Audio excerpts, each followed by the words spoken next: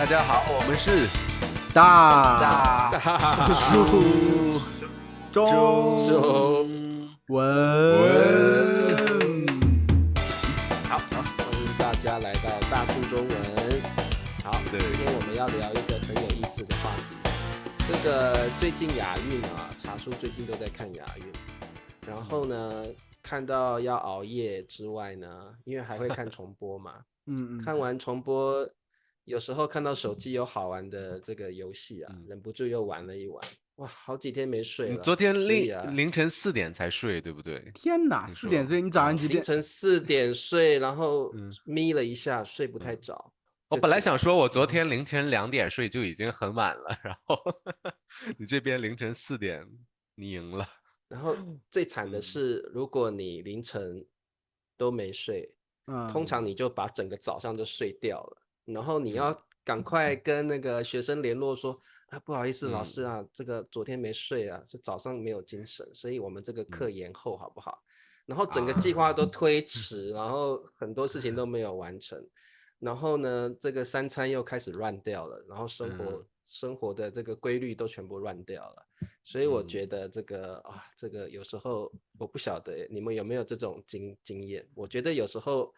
我对一些东西太执着了，然后就会不管自己的这个3餐要规律，生活要规律这种事情。你们会有这种状况吗？是茶叔的意思是有一些这个健康方面的担忧是吗？还是说？绝对会啊，因为有时候，比如说你亚运这么多天，你这么多天的每天都要熬夜啊，然后有时候看这个比赛兴奋的睡不着。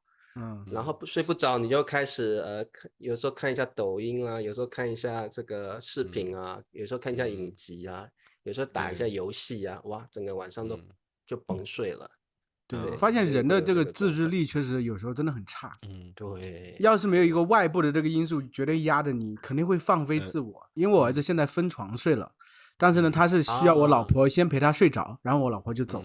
是这样，但周末的时候，比如说星期天的时候，因为他星期天早上起得比较迟，比如说9点10点才醒来，然后晚上可能很长时间都睡不着，这个时候我老婆就基本上就陪他睡了，就睡过去。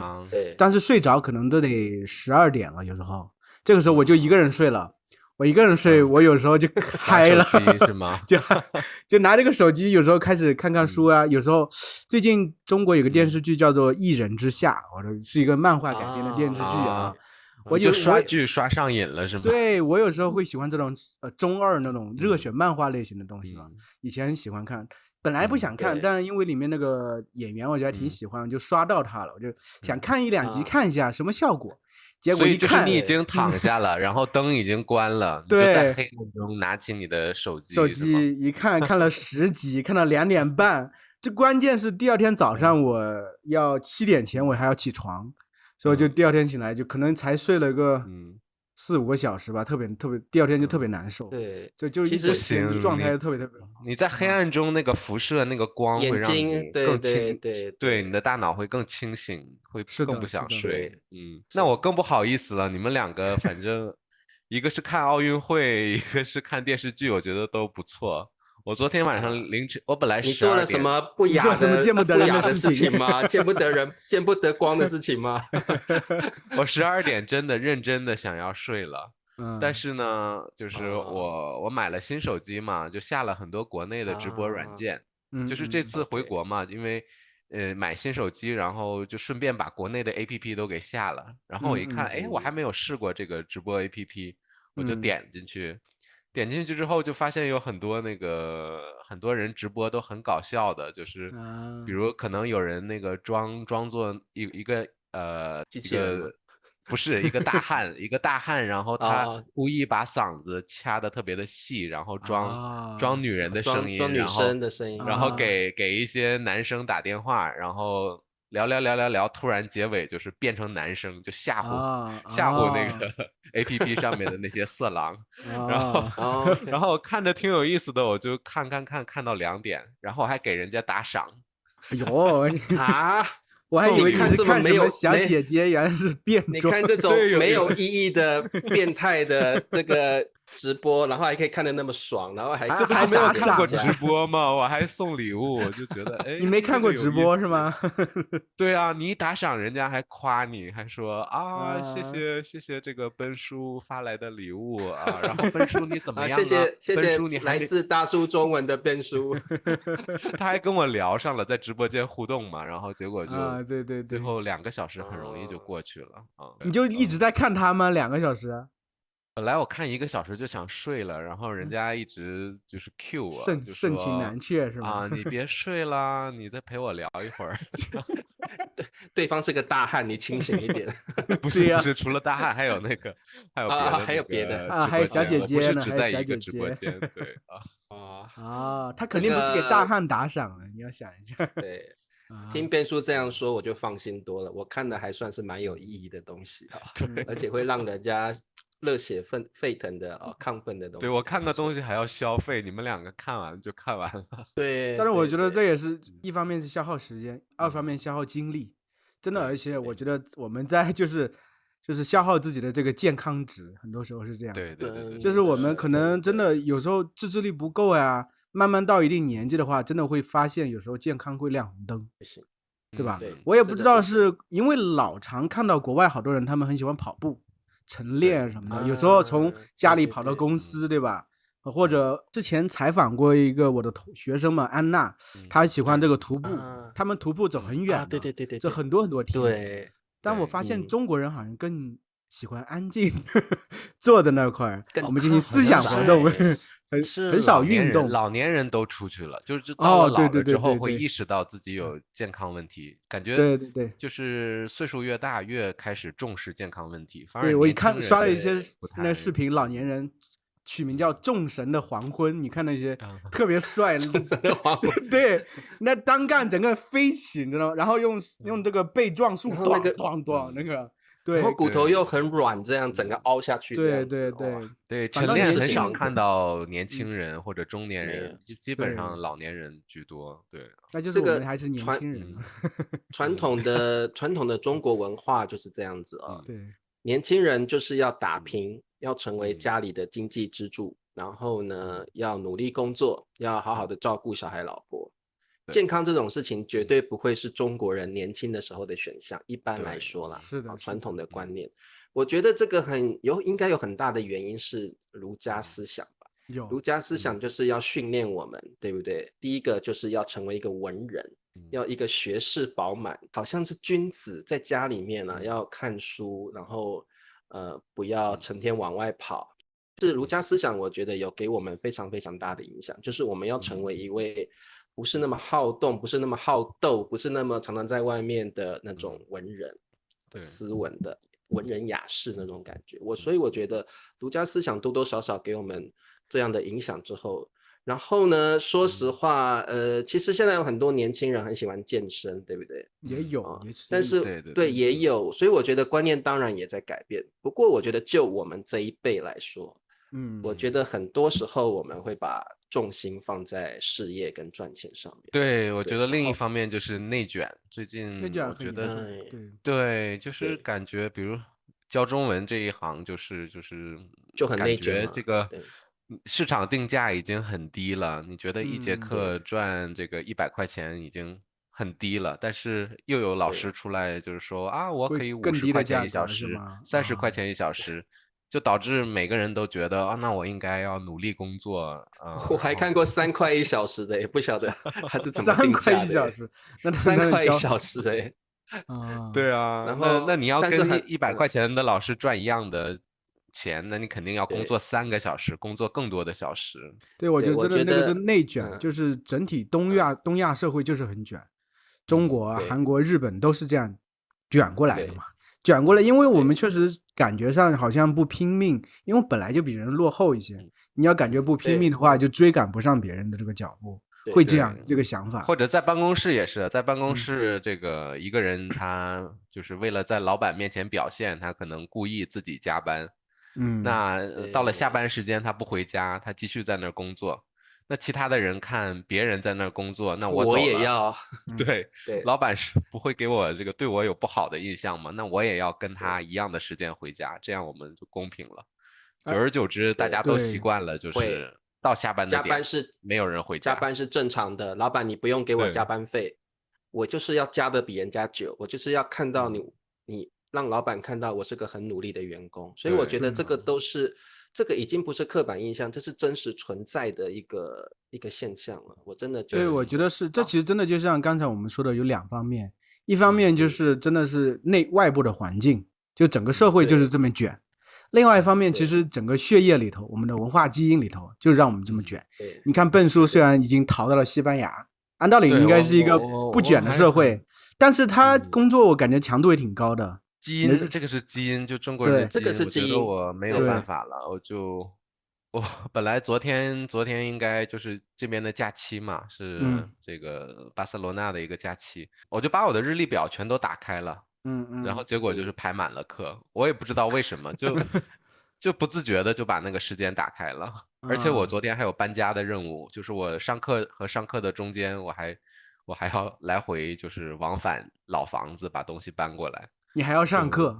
对，你也太卷了。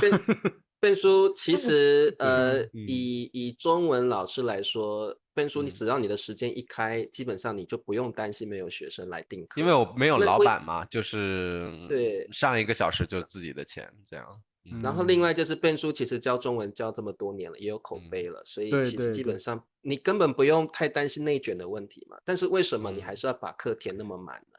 对啊，你是因为爱财吗？就不知道为什么，就是还是就是一种工作，还是工作狂，还是就是说你很怕没事做的感觉，到底是哪一种心态呢？就是觉得如果我不工作的话，好像就是在浪费生命啊，或者就是感觉生活的意义就是应该去做点什么，去赚钱。但是享受的话，去享受去玩的话，就感觉好像是在浪费时间。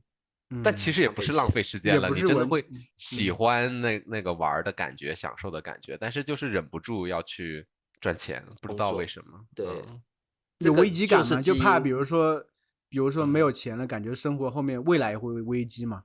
人无远虑，必有近忧啊，对不对？会有危机感吗？有危机感吗？还是其实你是怕？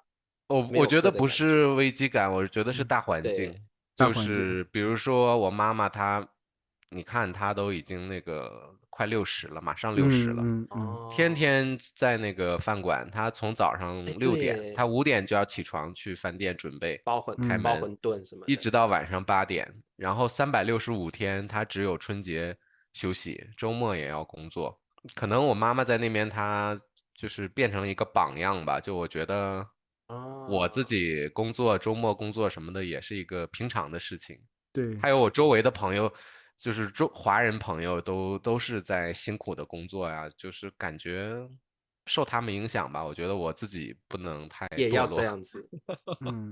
对。茶叔，你是这样的状态吗？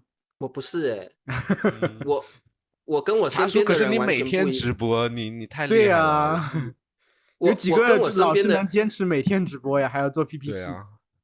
应该这样说。你是为什么？我们把每个人拷问一遍，轮番来。我比较特别，就是我大概40岁初的时候，我就有想要退休的想法，但是不太可能，因为我还是要有收入。对。然后我还要存一些老年要用的钱嘛。所以我在想要怎么兼顾呢？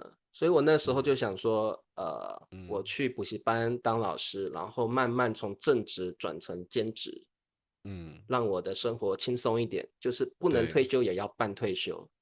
然后我真正慢慢这样转型之后呢，后来因为疫情的关系，然后我觉得补习班的工作也不可靠，所以我就又转成在线上，就是你们现在看到的在 YouTube 上面直播，先在脸书直播，又到 YouTube 直播。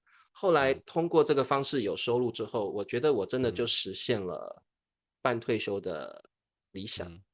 就是我花的钱很少。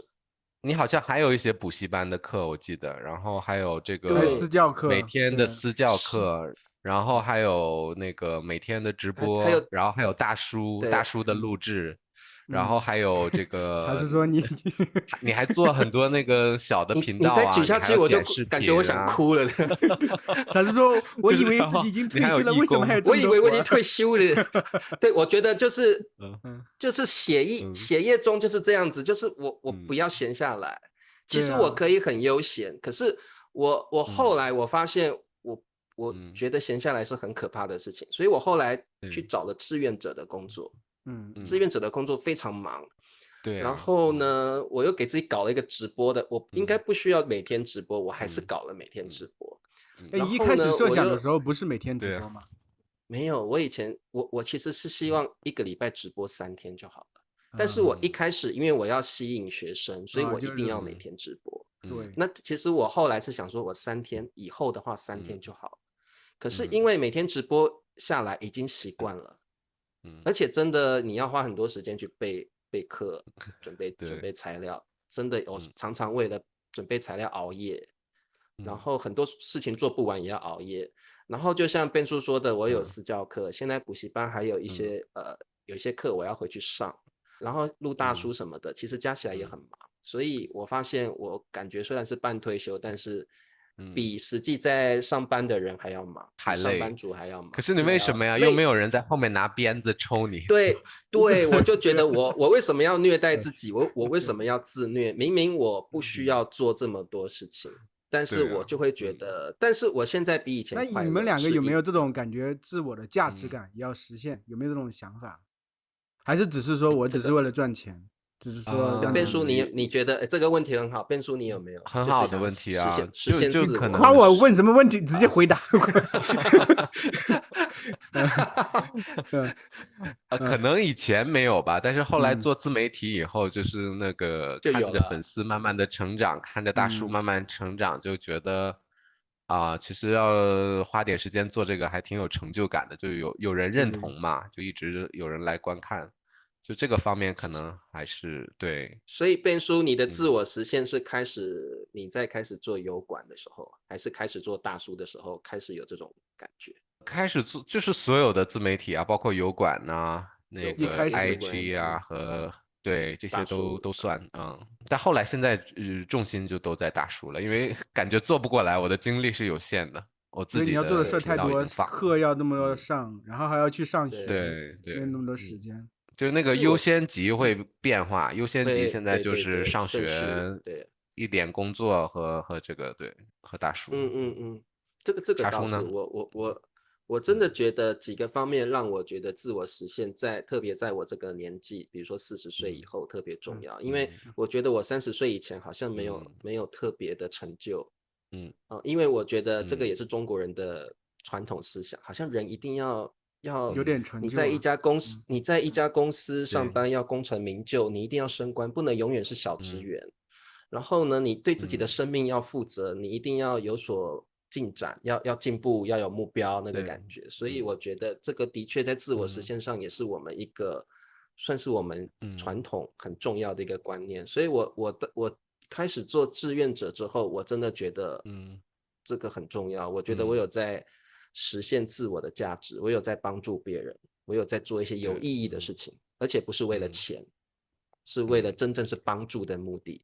然后呢，其实开始做自媒体的时候，我跟Ben叔有一样的想法，就是其实我好像也在帮助这些线上的学生，因为我的课是免费的嘛，所以很多学生他没有办法付这个上课的费用的，都可以来听我的课，所以我真的觉得，我好像有帮助到人，而且真的也蛮多学生来支持我的，所以我真的觉得不只是实现了自我，也同时兼顾了自己的生活，我觉得真的会，而且这种鼓励或这种很多人的支持，真的会让你想要更把自己的时间填满，然后去做这些事情，所以就变得更忙了。那问题来了，就是我们每天就基本上整天都坐在电脑前，然后我们都是不是小鲜肉了，都已经是大叔了，就一些健康的问题好像也随之而来了，是不是？是的，会的。对，好，这个我们开始进入健康的问题，就是因为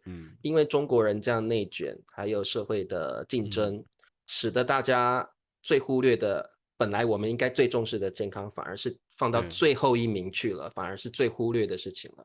所以我想问2位大叔啊，我先问Ben叔好了，因为这个问题对Ben叔非常不友善，就是 Ben叔，你上一次身体检查是什么时候？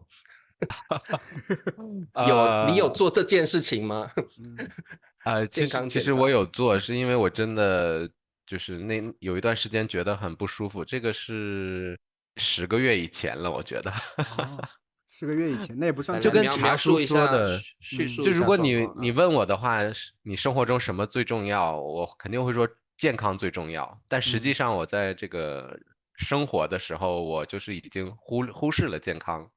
然后我们都知道健康很重要，但是都会选择去忽视它，都不会重视健康。对，就是感觉就是自己那个有时候上课的时候会觉得那个喘气有点困难啊，就是觉得那个胸闷的感觉有一点，所以我就去做了一个检查。检查之后他就说你这个心跳速度说是低血压，好像是低血压 ，OK 他没有说高血压，反而是低血压。然后量了好几次都是低血压，他就说你这个岁数不应该低血压啊。然后他就是建议我做一个那个大的体检嘛。做完之后，然后发现就是做完 CT 嘛，然后就说有这个轻度的脂肪肝。脂肪肝，轻度的脂肪肝，好多人会有，很多人都有啊。对。对啊，但是我以前就觉得这个离我生活很远，但是突然就感觉有这个很真实的感觉。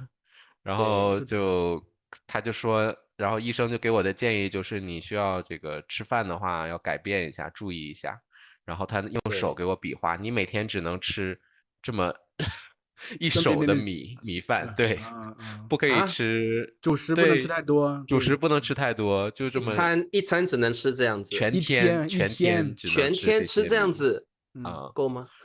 然后又不让吃盐，不让吃很多糖，然后他给我列的那些东西，就感觉要是真的那么做的话，就好像那个要人命出家一样了，生活出家了无生趣，对，了无生趣，对，而且Ben叔特别喜欢喝可乐，对不对？肥宅快乐水嘛，特别喜欢喝可乐，0度可乐，然后那些对，然后又骗人的，对，都骗人的啊，然后都喜欢吃那种肉什么的，对不对？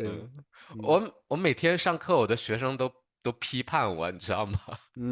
我的学生就是我说我在喝可乐，然后学生说你喝什么可乐？喝可乐不好。我说我喝的是0度可乐，然后我的学生就是露出一个那个有一点鄙视的笑，鄙视的笑容。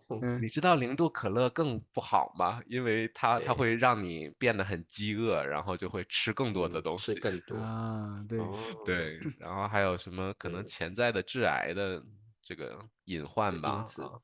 对所以现在改喝气泡水，就喝甜的东西，因为是分泌多巴胺是吗？会让人很开心、很快乐。对，然后你会上瘾，你会很喜欢吃甜类的东西，但是里面的糖分又特别高。对，好，那Ben叔已经有这个轻微的脂肪肝的问题了，但是特别麻烦，就是你就是自己当下就是很紧张，然后就是每天出去走然后注意饮食，对。然后过了2-3个月，你是不是听完这个医生的检查报告之后，隔天就马上去散步去运动，对不对？对，坚持了持续没有多久，就持续了1个月之后，然后后来再加上回国跟我妈妈旅游嘛，旅游的时候我们订那个比较好的酒店，每天早上吃比较好自助餐，然后你看见自助餐那么多好吃的在你的面前，什么脂肪肝就算了，我现在不吃的话我就是赔钱。脂肪肝能有啥？大家都有啊，有什么关系？什么脂肪肝全部都抛诸脑后，那什么东西啊？对，那个医生说每天只能吃，就是最好半个月吃一个鸡蛋。1周吃1个鸡蛋，我那时候吃自助餐连着半个月，每天早上吃2-3个鸡蛋。那哪能吃那么多？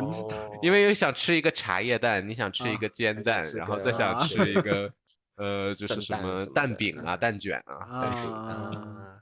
难怪就很难的。所以这次回来了，我就又下定决心了，觉得又要开始了。开始了吗？变叔开始了吗？已经开始注意节食，还是开始了？注意节食已经不是3天，有点不好意思说。3天，你回去西班牙很久，回去西班牙很久了哦，已经持续3天了。3天了，3-4天了，3-4天。对。不过变叔的语气带有悔意，我们就饶过他吧啊。但这次我要坚持住，你们得那个监督我啊。对，我就觉得说起这个，我可以当你的监督员，咱们俩互为监督员。对，就是对，我也是刚好上周去了做一次体检，就是我本来很轻松的这个感觉去体检的，因为已经5年没有去物理。你去体检之前，有没有很紧张，觉得自己好像会不会有什么状况？还是其实你觉得应该不会有？对啊，我只是想的，我根本没有啥事儿啊。我是因为我老婆要去例行体检，她身体有些不是特别舒服，每年要例行体检的。她说好久没有体检了，我就说那我陪你一起去体个检什么的。结果就主要做了 B 超和抽血嘛，抽血的关系。然后在 B 超室的话，我老婆先进去了，后来另外一个B 超室叫我进去。但是我进去之前发现我老婆已经出来了。很快就出来了，我想怎么这么快？然后我进去之后，我躺在那块儿，这个有一个他们用那个东西在你的肚子上这样压来压去，那个不是那个涂一个 B 超吧？就是 B 超呀，就是让你涂一些东西，涂一些黏的东西，然后你要吸气，然后吸气呼吸脏。对，刚好那个时候就是B 超室里有3个医生，一个年轻的小伙子，另外一个中年女人，还另外一个中年男人。然后中年女人和中年男人，他们都医生啊，都在聊天，他们在说话，可能是关于医学上的事，我也不清楚。那个年轻小伙子就给我弄了半天，你知道吗？时间过了很久。一开始我还看上面看，我觉得心里没有任何想法，但越等越发毛，因为他在反复在这个地方给我弄来弄去，弄来弄去。你老婆那么快就出去了，对，我也在想，对，我当时想，难道有啥事儿？我脑子已经转了很多东西，你知道吗？开始胡思乱想，对，我想呀，要完了，我说是不是有什么疑难杂症呢？对不对？我那个时候其实很奇怪，人就是在那个时候开始担心了，一开始完全没有想，开始担心了。对，结果担心的时候，就是我就很奇怪，不会担心自己。觉得自己 OK，就真的万一有啥就啥了。就开始胡思乱想，想到很长远的，想着自己孩子、老婆呀，怎么办啊？对啊，瑶瑶还这么小啊，对呀，就会想这些事情，真的会想到这些事情，好奇怪的。自己是无所谓的，但后来刚好那个时候，旁边那个中年的那个女医生，可能看这个你小伙子怎么这么肉唧唧、磨磨蹭蹭弄那么久，他就拿过来了，弄3下5除2就给弄出来了。然后他就拍那个小伙子，他不熟是吗？而且有关系，然后他弄完之后指了给小伙子看，你看是这里呢，然后态度很不好，很严厉。然后我就突然脑子一想起来，我在4-5年前的时候做过一次 P 超，那个时候其实我的胆囊里头有一块石头，就结石，有一个胆结石。然后我已经忽视它很久了，因为当时好像也没有说特别大，也无所谓，就不管它了。然后那个时候我就问他是不是胆里有什么事儿，他说那医生态度不怎么好，当然是了，什么什么。我说那这样的话有什么关系吗？他说你要不好好处理的话，后面可能有很大的危险呢，要什么做手术啊什么什么的。当时我想，胆结石它不一样，胆结石这个东西啊，有些我们人会有肾结石，那个东西用机器可以打药震碎，震破可以尿出来。胆结石的话，你必须取胆必须整个取出来，做手术取出来才行。哇，是吗？然后取掉就没有胆了，就是这样的。所以他不是就没有胆，就他也不放回去了，不会放回去。胆很小，变出胆很小，所以取出来就没有了，就取出来就没了，他也没法拿，他就没法直接从里面剖开，从里面石头取出来，不可能的。他只有去把这个胆的必须取出来。当下我其实也想的就是也觉得也说比以前还大了一些，所以后来想可能真的要做手术了。那个时候还想，哎呀，你身体感觉到疼吗？或者是我从来没疼过，主要是没有感觉，从来没有疼过。然后那会儿因为我老婆不是她有些关注一些这个那个医学平台在线的问诊啊什么的，他也认识一些医生什么的，他就说要把这个情况总结一下，还偏拍一下，去网上问诊一下，因为那些医生比较好，在广东那边的那些医生嘛，南方的医生他技术比较先进一些，所以就问了一下，回去问了一下，医生也说，我其实心里已经准备好要做手术了，我都想了10月份叫我爸妈过来。我是这样想的，因为到时候，因为主要我们2个人没有人看瑶瑶的话，肯定有爸妈得叫过来，对，而且要做手术不告诉他们是不可能的，他们肯定会骂你，到时候，对吧？所以我就都想到这儿。后来我老婆问了一下那医生，医生说，要是你这个状态要是平常没有疼过，那其实的保守的这个治疗还是说你可以先观察的，勤观察，过一段时间去体检一下，但是你的生活习惯要改变，对。要这个，比如吃饭真的很注意了，比如不能吃太咸然后呢，像笨叔说的，这个主食要吃的少一些，肉的话肥肉不能吃，太油的东西不能吃，对，还要锻炼身体，运动对，还有运动锻炼身体。可是胆结石这个它不是一直在那儿吗？所以就在那块，就是治不好，就是它会，对它假如它没有恶化，对，不让恶化，它不疼的话，其实还可以先观察。可能到后面你又身体状态不怎么好，它也要变得越来越大，你可能最终还是得去做手术把它拿掉。就现在这个目前阶段，医生判断说你可以先观察的，因为你还没有疼开。因为有些人是直接开始疼了，辐射的很不舒服了，那个状态你必须把它拿掉了，那就会有危险了，对吧？所以我就觉得就是怎么说，我们平常可能都不注意身体。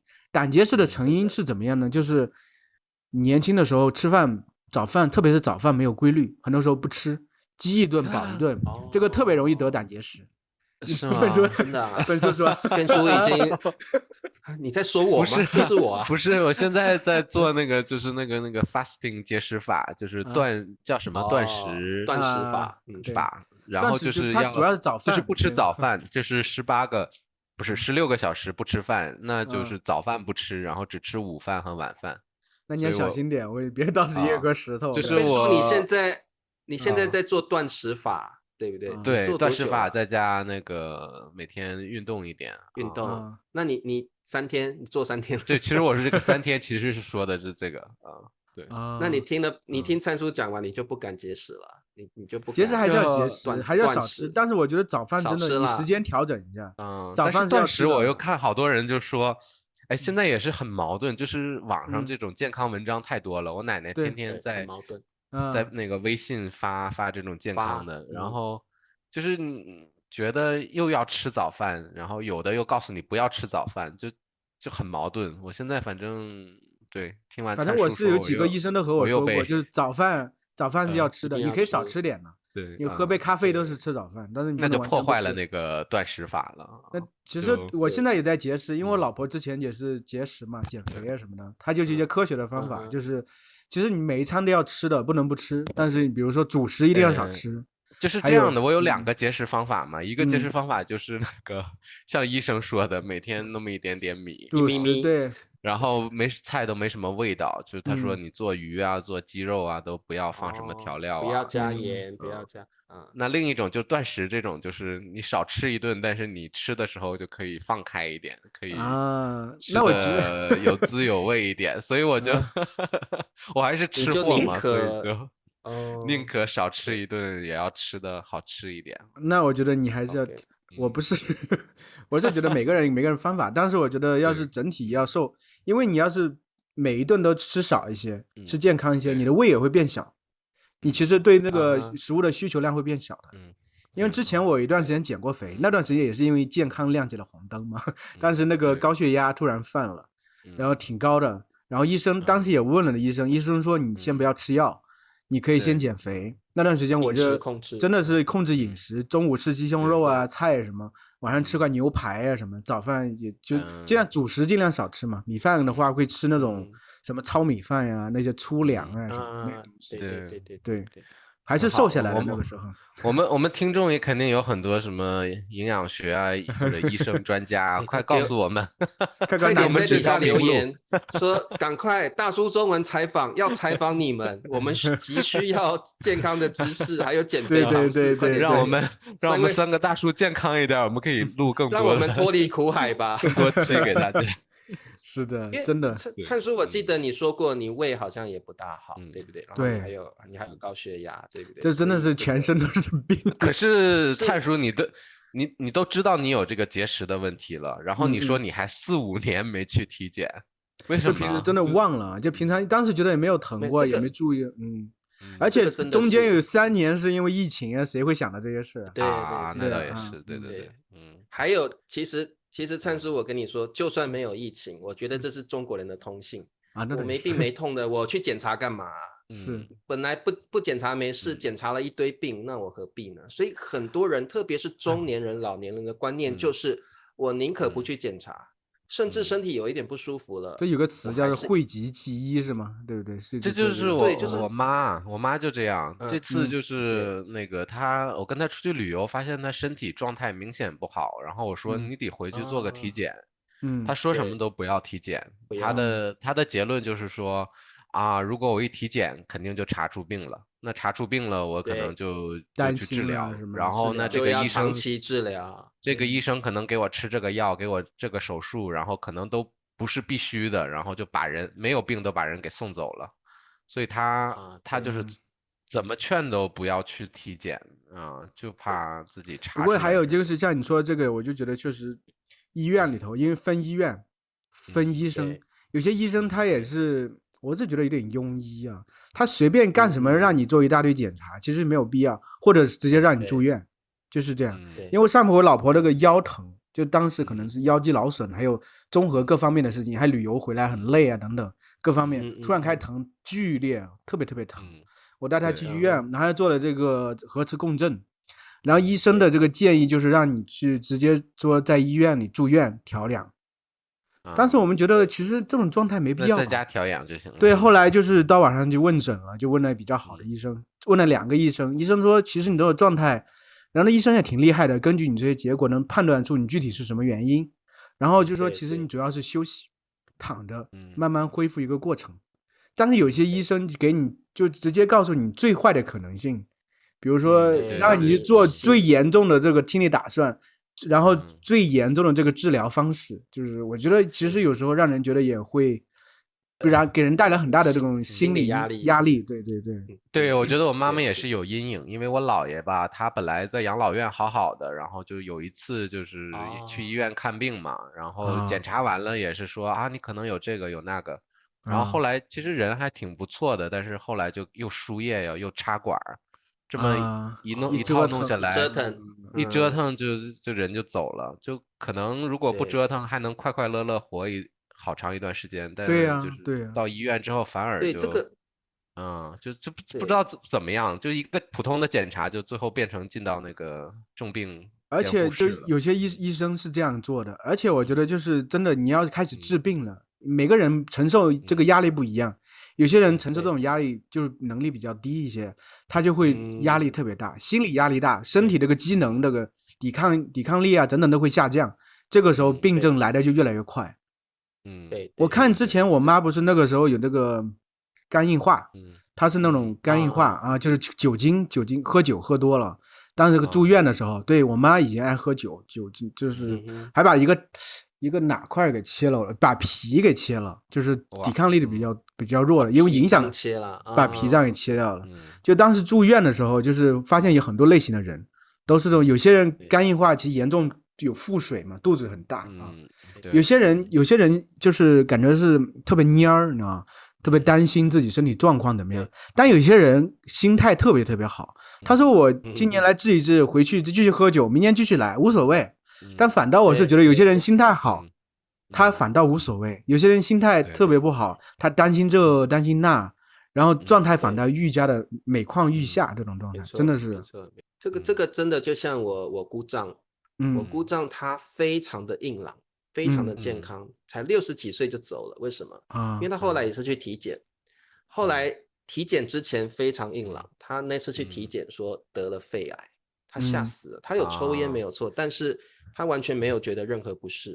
所以呢，刚刚灿叔说心理因素就是这样，我的那个姑丈吓死了，他觉得我怎么可能得了癌症？我是不是马上就要死了？我的肺是不是都没有救了？什么？是的，一直给自己压力。然后我姑姑还有一些孩子们一直鼓励他说这个可以治疗的，没什么，然后你不要一直给自己压力。可是我的姑丈每天都想着我要死了，我要死了。才3个月癌这个字会给人的那个冲击力很大，对，冲击太强了。才3个月住院，3个月就没了，3个月就没了，连3个月连医生都吓到，怎么走得这么快？然后如果不知道的话，可能还真的没事，因为他很硬朗，他每天都在那个渔港那边走来走去，走几个小时，非常硬朗的人，3个小时就被自己的心态压死了。我姑姑就说他是被自己吓死的。他不是被癌症，不是被癌症给是很多人真的是这样，他就是给自己吓死。你像我老婆她哥，其实心态就很弱，你知道吗？因为他爸是一个控制性特别强的人，就培养出2个孩子，一个孩子就是特别弱，我老婆是比较强一些那个，他哥是特别弱，什么事都40来岁了，感觉就是还像个宝宝一样，有时候是说实话真的是这个样子，就什么事都找爸妈，就什么事都找爸妈。就是这样，所以他当时好像就查出来得了那个糖尿病，把他真的吓死，真的吓死。当时那天就才住院的时候，就是因为我这个岳父身体也不是很好，我当时换班换了1天，有一个晚上陪他睡觉的，我就下面坐着，然后医生来查他的血压的时候，他手抬起来都在那发抖，瑟发抖，他害怕，他其实整个人生没有经历过很多很严重的事情。一路很顺，因为我岳父也挺能干的，干着一个牙科诊所也挺赚钱的。然后呢，他从来没经过很多事情，所以一旦面临的问题的时候，他很害怕。后来回来之后呢，他以前会喝酒，会成天喝水不喝，成天把饮料当水喝，然后呢，就是吃饭也不节制啊。后来一旦回来吓死，什么都不敢吃，饮料不喝，酒不喝，这些还好，但一开始吃饭都不敢吃，就是肉一点点肉星星都不敢吃。结果那个时候整个人就特别弱，然后我老婆告诉他，你说你要科学的这个东西，你不能一定要吃肉的，就是对于我们这些吃肉的人而言，就是要有营养，一定要吃肉，就是要吃肉才有能量，不然你不能这不吃那不吃，你只会把自己熬死的。说实话，他那段时间真的整个人感觉心理压力特别大，而且感觉好像还得了那种抑郁症，你知道吗？就是对，有点抑郁症。然后他那个的时间就是一方面自己想自己身体状况特别不好，二方面又觉得自己不想上班，上班的话感觉给自己压力太大。然后他诊所的话都不敢去，一走到那个诊所的门口就感觉好像天旋地转的，就想逃跑。所以他这个状态其实给他的孩子们造成了很大的都不好的影响。就是爸爸其实面对事情的时候这么脆弱，一有什么事就逃避，所以他儿子后来就是这样，上初中的时候就是一有不舒服就逃课，就不想上。现在开始上高中，其实职高了，听说就是才上多久啊，都现在他妈把他安排了那个住学校了，给自己找借口，都回来了3次了，就是中间的时候，这是说实话，我是觉得和他爸爸的影响很大。他爸爸面对这些事情的时候，都是这么脆弱，不知道怎么去处理。所以他儿子想着我面对这些问题的时候，我就想逃。老师这么坏，我想逃；学校的环境这么坏，我想逃，都是这样。真的，精神的力量，我觉得对人的身体影响真的很大。心理因素会影响身体，真的，这个非常明显。对，所以这个其实像我去体检也是3年前的事情了。因为我参加这个志愿者的团体，他会给我们免费的这个体检的这个福利，如果没有给我们这个福利，我可能一辈子也不会想要去体检。我是一个从来不体检的人，所以我3年前去体检的时候，体检下来一切都正常，就是胃有一些小结石而已。然后那个时候他就直接帮我烧掉了，他是用说烧的啦，反正他就说他麻醉之后就把那个地方烧掉了。对，就是那个小结石烧掉，他说不严重，一点点而已。胃里结石烧掉了，我完全没有感觉，然后他就烧掉，他说就没事了。从那一天之后，虽然是小问题，也没什么，而且也解决了，我还是觉得说不行，我还是要运动。这胃里面居然有一个小结石，从那一天之后，我就跟Ben叔一样，维持了10天之后，又马上又恢复到原来的生活了。所以我觉得这个就是说。第一个，我自制力很差了，所以这个部分就是这样。我后来在这个自媒体开始做的时候，我一直在思考，到底要用什么方式让我的自制力能够能够加强自己的自制力。我后来想到一个办法，就是把运动这个事情跟直播做一个结合。对，所以我每次上课的时候都会站着直播吗？走了多少步，走了多少步之类的。对，我上课第一件事情就是说，各位同学，我们来练习中文的数字啊，来这个怎么念啊？13000不，然后就让大家练习数字。特别中文的数字特别难说，特别难。那我刚好每天我就跟同学说，我每天就是跑步，然后跑步的步数就是你们要练习的数字。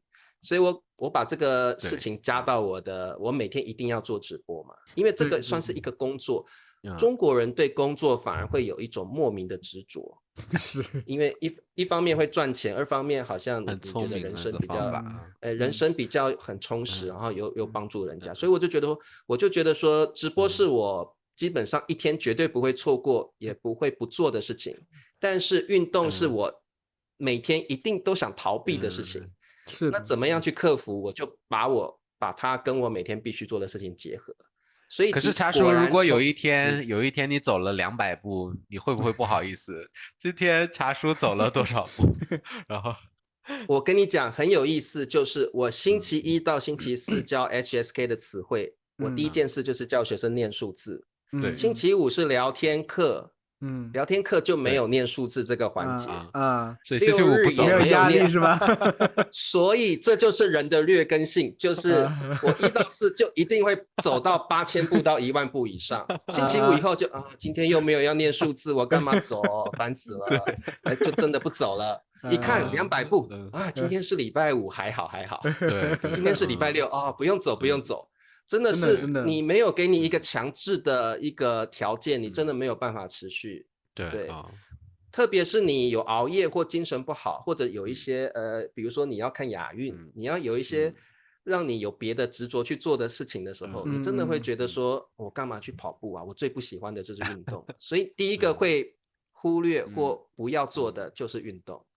我真的觉得自己的自制力太差，所以这样的结合，我发现至少我1个礼拜会运动4天。而且我觉得运动，特别是一开始的时候，绝对要有一个外力施加到你身上，有人推着你，不然的话自己是很难做的。所以有人运动会去健身房，会找朋友一起去，对，或者是说有人就直接买1年的会员，因为我钱都付了，我不去怎么可以？对，但是最后的结果还是不去了，因为管他钱都付就算了。所以我现在我老婆和我每天去走路，因为这样互相监督，你不能不去嘛。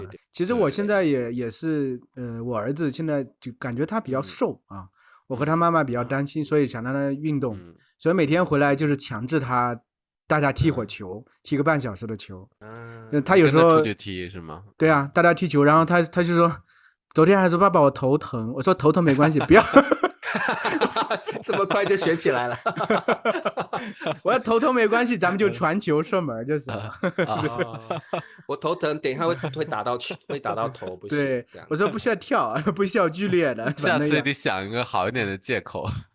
我就觉得这个事情就是你有个事情，你要有人监督，帮他推进，有人监督。对，真的，不然的话，运动因为人都是懒的，人很懒。是的。你看很多那种他们减肥那种打卡群，就是大家互相监督打卡，减肥打卡群。对，你像我等于有很多学生在监督我，因为我如果有一天我没有念数字，今天可能步数比较少，今天就学生都会问你，对吧？然后学生说，老师今天的数字练习呢？老师，大家都在逼我，赶快，好啦，你说没电了，姐姐我的表3200老师你怎么跑得那么少？我就觉得真的还有点丢脸，所以就是我有这么多学生监督我真的很多次就是说真的忙。会给自己理由，我忙，我没有办法跑到8000步。然后我就想跳过这个环节。学生说：“老师，那数字呢？我们要练习数字啊。那你只好把你的数字步数2000多步。然后学生还会挖苦你说：老师，你怎么没有达到你的目标？所以你就变成有一个强制性了。我突然想到，就是可能就是有小时候看过很多那种教材上面的课文，比如说什么。焦裕禄啊，是不是他那个就是虽然就是患病了，然后但是他也一直工作，一直坚持努力的，就好多这种正能量的文章，反而就会加强那个不觉得就已经这个住在脑工海里了，作更重要，就觉得啊，好伟大的，为了那个即使生病了还要继续工作，要为了自己的事业付出。我可能就是除了这个基因以外，也可能就是多多少少受到这种教育上的鼓励，教育上的对，我觉得这个其实就是工作啊，其实也分情况，就有些人是像你说外部环境所致，没办法，比如说公司的工作就是很忙，老板就是压力给你很多，你就是可能就必须不得不去这样去做，或者有内卷的情况，你不卷，别人就把你踩下去了，这是一种。而且很多人工作还兼很多职，对不对？对，没办法，或者也生活所迫，你或者就上有老下有小，你就必须这样做。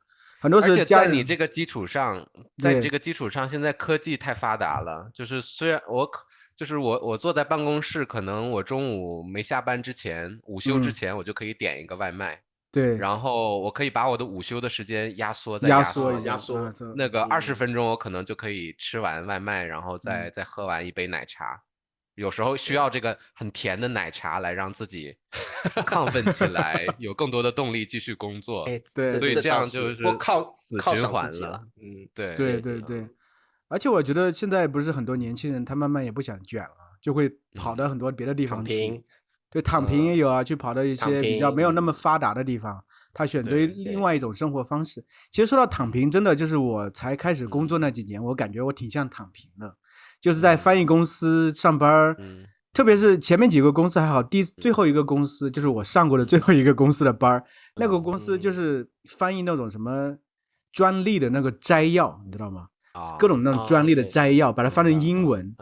我做那个工作，脑子都不需要带去，我就在那工作，就是这样随便就瞎翻，就是每天做，然后每天呢翻，比如几10个这样，也听听歌，翻一翻，时间过去，我也不知道自己在干什么，我真的感觉很想躺平，我也没有说很在乎这个工作怎么样，就是也很懒散那种工作状态，也没有感觉这个工作也不是自己真正喜欢的，对，没有这种价值感，其实没有这种价值感，也不知道，但是所以说我刚才说到有2种情况，一种是被迫的。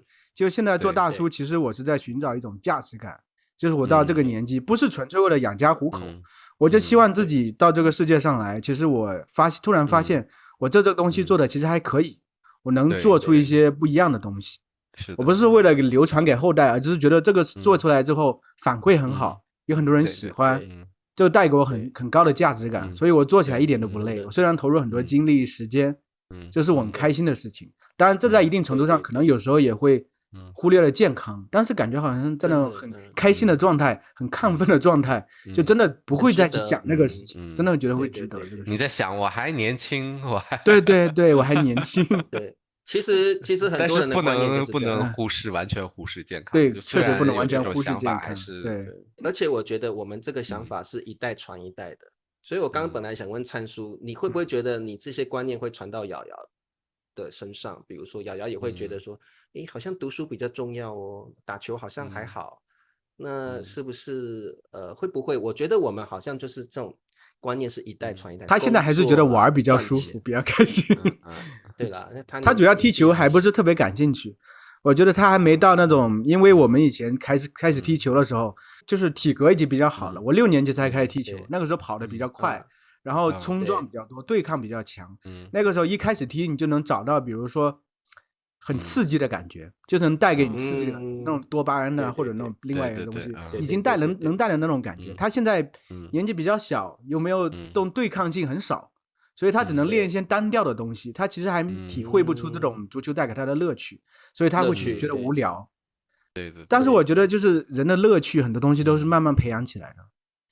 瑶瑶是很喜欢，他有段时间很喜欢数学呢，因为看动画片啊什么的，他喜欢加减乘除。但上1年级的时候，因为老师感觉能力不咋地都怪老师，老师确实教的不怎么好，但是后来教的比较差。但后来呢，妈妈就在底下的话，因为发现他其实除了学校那些东西，对于一些思维的东西比较感兴趣，所以给他专门去上了一个课，那个课是就像我之前和你们说过那种课，周六周末的话会直播2场周动的话会出一道题，思维题讲方法。我感觉他就做的很开心。上星期6的时候，因为我们出去有事儿了，回来就是连着2场直播，他连着听听得很专注，甚至做题的时候很兴奋。他是从这里找到一点自己的乐趣，很开心的东西。我觉得人有时候就是一旦很开心，做一些事很开心，你会浑然忘我，这个时候就不会在乎别的东西，只会在乎眼前这个东西让我很开心的东西。所以不只是工作了，也不只是工作，我们不只是因为工作不在乎身体，对很多别的东西也会忘记身体状态。对，这倒是。不过我觉得最后，我觉得我们可以聊一下，就是说，其实我觉得慢慢现在中国这一代的人也在改变了，因为你像我们认识很多汉语老师，他自己就非常重视自己的健康，特别是女性，我觉得女性会比男性更重视健康一点。那比如说他们会常常去上健身房，或者是他们比如说汉语上课上了一阵子，他们会去外国旅游。好多人去旅游，对。Ben叔说我也会了，对，但是Ben叔完全跟这些中文老师不一样，你课实在排得太满了啊。然后还有的老师甚至会决定去中国比较不那么内卷的地方去那边甚至定居或什么的。所以我觉得现在其实中国人现在也慢慢，至少现在20几岁的人吧，观念也慢慢在改变了，但不一样，特别的是对。但还是少数吧，因为我觉得大多数像我回我老家那边，还是健身的这个氛围还没有起来，没有对，路上连那种单车的都很少啊，骑单车的特别少。我是觉得其实有一个原因，因为中国人太多了，人太多的话，其实竞争肯定会很激烈，生多肉少嘛，因为大家都得那么多人去竞争一个东西的话，你肯定会卷。对，没办法。对，不过这样说起来，我刚刚说中国好像中国的年轻一代好像开始在改变，我觉得好像我也不能这样说，因为我们看到的例子毕竟是少数。对，为什么我而且好像是那种已经有一些钱了，比较中产的了，然后就是对已经有事业了，然后突然有更多的时间，然后去健身这样。对，Ben叔说的没有错，因为这些人有多的钱，不管这个钱是他自己赚的或父母亲给他的都无所谓。但是为什么我们会觉得这些人好像变多了？因为他们会在 Instagram 上面贴我有健身，我有去哪里了，然后会让你觉得很阳光、很正面。对啊，在家宅的喝快乐水的就不贴。没有办法的人，或每天要辛苦工作的人，他哪有时间把这些，而且把这些好像比较不堪的事情 po 在脸书上或者 po 在 Instagram 上，谁要看？所以我觉得。好像还是少数啦，不是多数。绝大部分人还是不太注重。因为我觉得中国人还有一个特性，就是喜欢把好的东西表现出来，是的，不好的东西就埋在没有面子的东西就不会讲出来。所以我觉得的确，我们好像看到很多人的生活方式不一样了，有去运动了，或者是会去旅游了。其实我发现，其实好像也是少数人，大部分的人还是在其实我觉得就是这个所有东西都在改变啊，就是每个年代真的不一样。我那天不是最早就做了一期审美的，我后来发现美国那个地方，我们现在看美国的，他们都是以女性也比就是相对会壮一些为美嘛，看的不是那么瘦弱啊。但是我往回查了一下，他们60、70年代的时候，那个时候和中国的审美、现在审美是很像的，惨白、很瘦，那个时候流行那种状态的。所以我觉得就是审美也会变，他们的观念也在变化。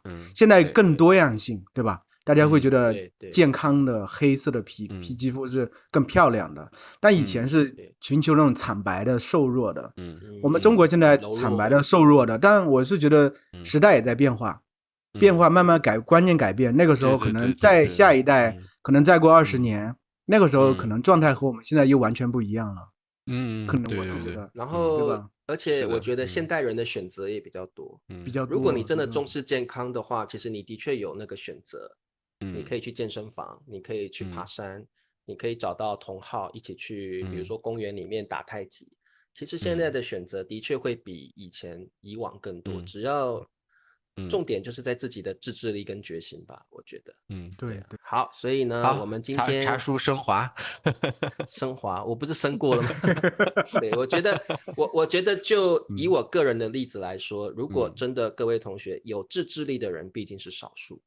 对，或者是你工作很忙，你真的没有时间抽出，没有抽空运动，那我觉得就像可以学茶叔的方法，想想看你有哪些事情是每天必做的，然后把运动这个环节、健康这个环节跟这个每天必做的事情结合在一起。比如说，如果你真的每天要去公司上班，我以前的确有一些老师的同事哦，他每天就是上班前会拄着椅子，然后在那边开始就做一些简单的办公室运动，我觉得也很好，因为运动不一定要很激烈的那种，最主要就是你的骨骼肌肉有伸展然后有做一些重复性的运动就可以了，所以有空就可以运动一下了，我是觉得说自己的健康其实还是非常重要，毕竟陪自己一辈子的人不是你的太太，不是你的小孩，不是你的父母，陪自己一辈子的就只有你自己，所以呢，你对谁再怎么不好也要对自己好一点，但是对自己好呢，绝对不是像变叔一样一直喝可乐，就是呢，你要重视一下自己的健康因为自己是唯一能够陪自己一辈子的人，所以一定要对自己好一点。那么今天聊健康，我觉得也是很重要的主题所以这边再次呼吁，如果我们的听众里面有一些是对运动、对健康有一些心得的我们就特别想邀请你来跟我们聊一聊。对啊，你可以留言，或真的我们可以采访你聊一聊关于健康的话题。我们大叔们急需要健康的建议是的，对。好，那今天聊得很哇，这个主题很棒，我特别喜欢。好，那我们今天就聊到这儿吧，跟大家说再见吧。再见，再见，再见。祝大家身体健康，万事如意。